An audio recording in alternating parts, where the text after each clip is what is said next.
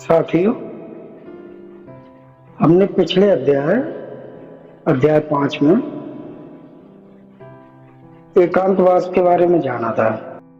फिर उसके बाद भगवान श्री राम के जीवन के बारे में जाना था और उसमें एक गुरु महाराज जी ने कहानी भी सुनाई थी परम पूज्य पंडित जी महाराज को, उसके बारे में जाना था। अब 6वां अध्याय है स्वाध्याय और आत्मनिरीक्षण।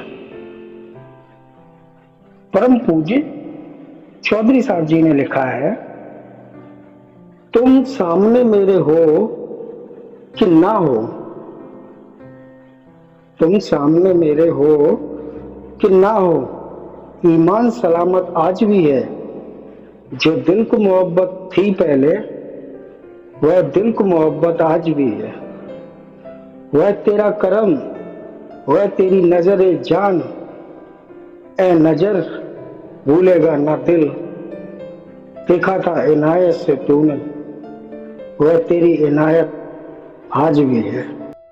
बचपन से लेकर बुढ़ापे तक गुरु के लिए एक जैसी तड़प रखकर बिना मन को डांवाडोल किए परम पूज्य पंडित मीरालाल जी बनते हैं। गुरु को ही ईश्वर, गुरु को ही परमात्मा मानने वाले परम पूज्य पंडित जी महाराज बनते हैं।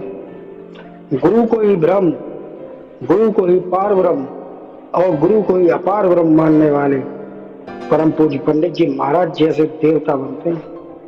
अनास्वाद व्रत। जीवन के शुरुआती दिनों में परम पूज्य के मन पर गांधी जी के विचारों का गहरा असर था। परम पूज्य गांधी जी का साहित्य पढ़ा करते थे और उनके बताए नियमों का पालन भी किया करते थे।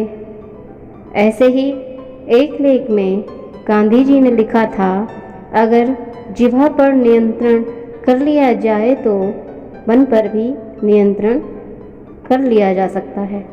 फिर क्या था, अपने परम पूज्य ने अनास्वाद व्रत का संकल्प कर लिया।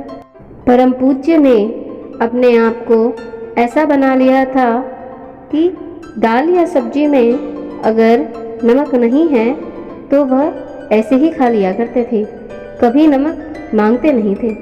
यह भी देखा गया है कि मिठाई और नमकीन मिलाकर भी खा लिया करते थे। एक बार किसी साधक ने पूछा, सादा और सात्विकी भोजन लेना तो ठीक है, परंतु क्या कभी मनुष्य चटपटी या सुस्वाद वस्तुएं खाए या नहीं?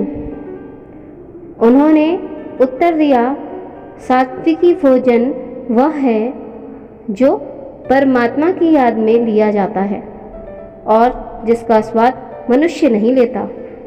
ऐसी धारणा परम पूज्य की देखी जाती थी कि वह भोजन करते समय मौन रहते और स्वाद पर ध्यान नहीं देते थे। स्वाध्याय और आत्मनिरीक्षण।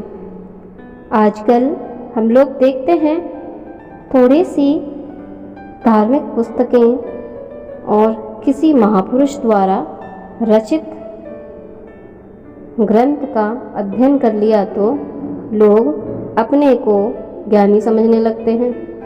वास्तव में ज्ञान किसी काम का नहीं। अगर काम का होता तो कथावाचक तो बड़ा ज्ञानी और महात्मा हो जाता। कथावाचक या ग्रंथ अध्ययन करने वाले को कथा और ग्रंथ का ज्ञान तो हो सकता है, पर परमार्थ पद का ज्ञान नहीं हो सकता। परमार्थ पद का ज्ञान तो सद्गुरु ही दे सकते हैं। श्री गुरु महाराज जी ने लिखा है, ईश्वर के दर्शन वही करा सकता है जिसने स्वयं ईश्वर को देखा हो। सद्गुरु तो साधक को आत्मनिरीक्षण करने के लिए पठन पाठन करने से ही रोक देते हैं, जिससे साधक अपने अंदर झांक सके और अपने अंदर के विकास को देख सके, अपने अंदर आई शक्तियों का अनुभव कर सके, जिसके लिए वह श्री गुरु महाराज जी के श्री चरणों में आया था। यदि वह ऐसा नहीं करता तो साधक के विकास में बाधा आती है। अपने परम पूज्य को भी गुरु महाराज जी ने 2 वर्ष के लिए ग्रंथ पढ़ने से रोक दिया था, जिसका उन्होंने पूर्वत पालन किया था। तो वर्ष बाद जब फिर से ग्रंथ अध्ययन शुरू किया, तब उनको अर्थ कुछ और ही समझ आया।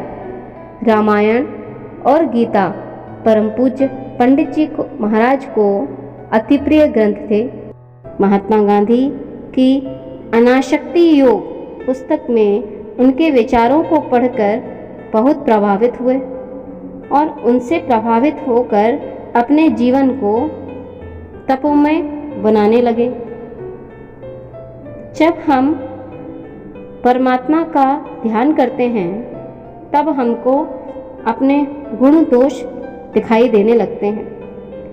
जहाँ अब तक हम दूसरों के दोष देखने में लगे थे, गुरु कृपा से उसकी नज़र अब अपने ही दोषों पर जाने लगती है। मनुष्य तो स्वयं को हर प्रकार से पूर्ण और पवित्र समझता है। कुछ लोग तो स्वयं की प्रशंसा और दूसरों में बुराई निकालते देखे जाते हैं। उन्हें इसी में ही आनंद आता है। परम पूज्य पंडित जी महाराज पर गांधी जी के विचारों का प्रभाव तो था ही, साथ ही गुरु महाराज जी की कृपा भी प्राप्त थी। परम पूज्य ने एक स्थान पर लिखा है, पहले मैं भी दूसरों में दोष निकाला करता था और अपनी प्रशंसा सुनकर बहुत खुश होता था।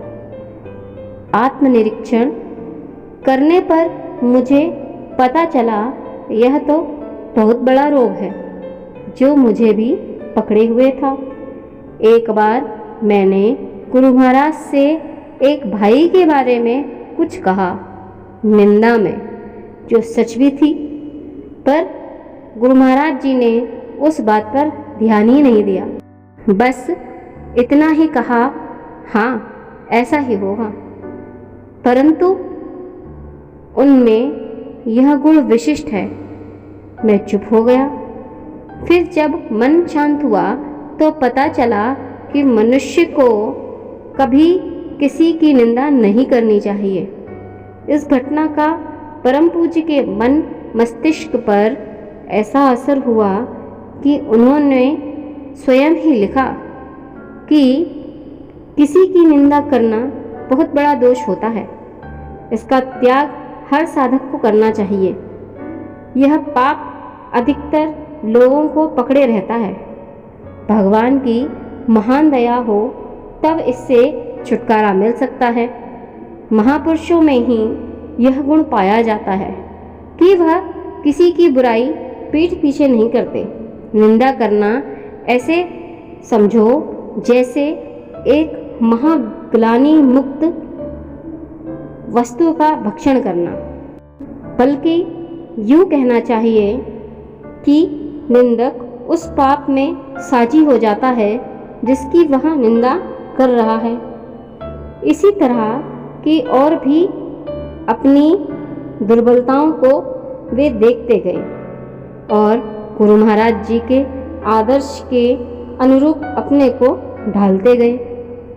इसी के साथ यह अध्याय भी समाप्त।